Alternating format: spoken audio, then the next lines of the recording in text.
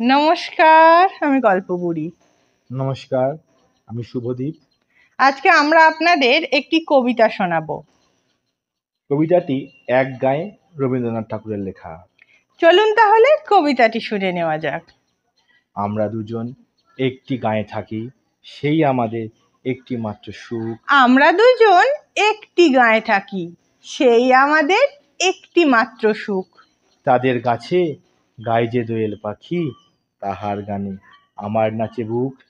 তাহার দুটি পালন করা ভেড়া চড়ে বেড়ায় মোদের বটমূলে। যদি ভাঙে আমার ক্ষেতের বেড়া, কোলের পরে নেই তাহারে তুলে।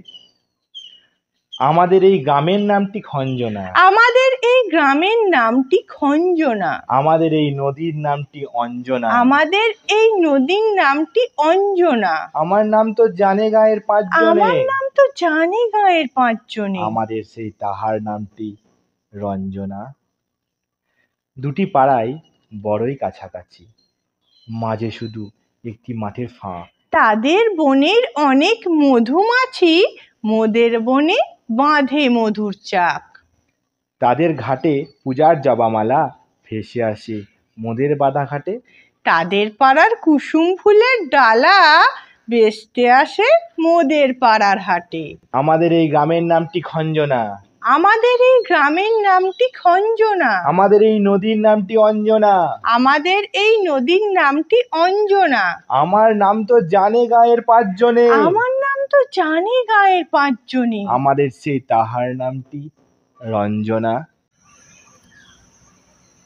আমাদের এই গ্রামের গলি পড়ে আমের বলে ভরে আমের বন। তাদের খেতে যখন তিসি ধরে, মোদের খেতে তখন ফোটে শন।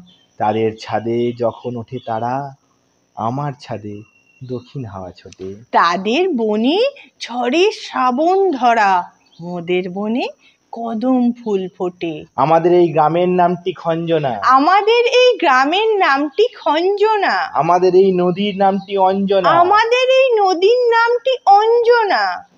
আমার নাম তো জানে গায়ের পাঁচজনে। আমার নাম তো জানে গায়ের পাঁচজনে। আমাদের সেই তাহার নামটি রঞ্জনা। নমস্কার। নমস্কার।